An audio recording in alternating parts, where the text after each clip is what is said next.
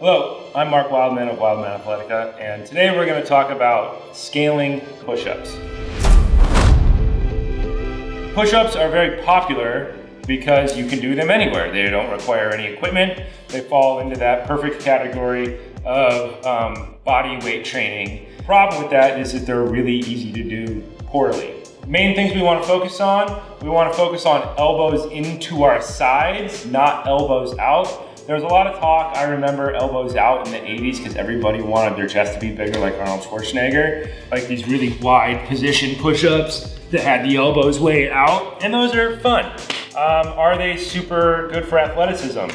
I don't think so. People were trying to mimic the position of using a bar in barbell training, but in push-ups, we would much prefer to keep our elbows in because it's gonna help our core stay active.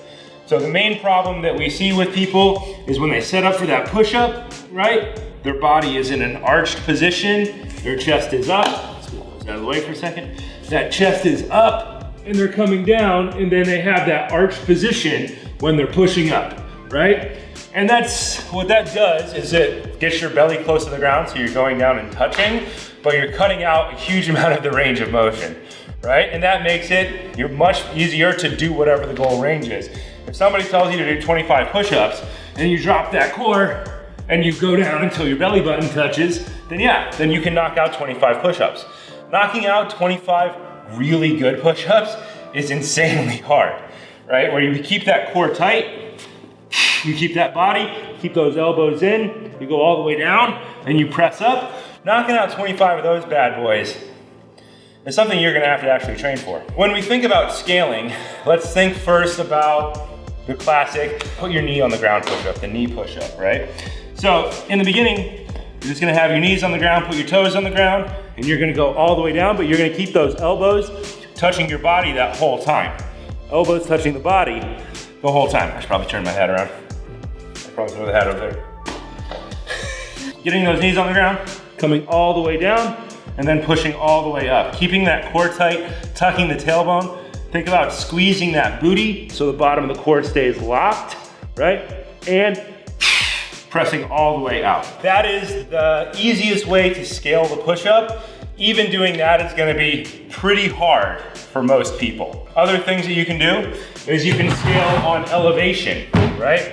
We're gonna use this trusty, cheap at-home alternative to a much more expensive plyo box. And what we're gonna do is we're gonna use it to turn our hands out. So we're taking this little part of our hand here, and we're gonna stack our bones right on those edges there. And then from here, we are gonna go down with our body curling around the box and pressing all the way out. All the way down, curl, and press out. What you're gonna notice is the second you do that, you're gonna get core activation on every push-up. And that's what we want. We want every exercise to be a core exercise because we want our core and our chest to work together. We can lift those knees up off the ground, but we're still gonna curl around the box, right? So by turning our hands out, we're gonna make it easier to trick our elbows to the inside so that we don't have to keep our elbows in while keeping our wrist pointed straight ahead. Another good option is the kettlebell push-up. Take your pinkies, put them together, wrap them around the kettlebell. Start with your knees on the ground, go down, and press up. Once again, you'll notice your body is going to be wrapped around the kettlebell, driving up, and we're going to once again try and force our core to be on. You get that coaching point a lot. Whenever you go to an exercise class and they start telling you to do push-ups, they say, turn on your core, activate your core. If you could just voluntarily activate your core, you probably wouldn't need to be at that class. So we want to design our push-up to force our core on so that it's involuntary. We don't want to have to think about it.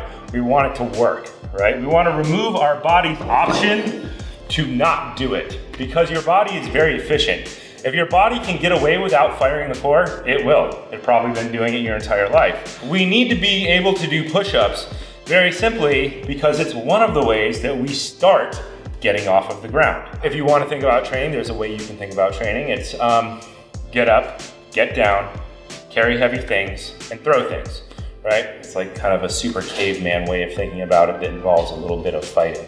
Getting up off the ground with your face facing the ground is one of the things you have to be able to do. Later on, this translates into a burpee, right? Where you're on the ground, you do a push-up, you get your feet underneath you, and then you stand up, right? And there are, I can think of like 87 versions of a burpee, each one of them having a different specific purpose. So eventually it has to go into something, and the push-up is eventually going to go directly into a burpee or just a get up. This has been Mark Wildman of Wildman Athletica with some scaling thoughts on push-ups. Force the core on, remove your ability to do it wrong, and put them back into your program.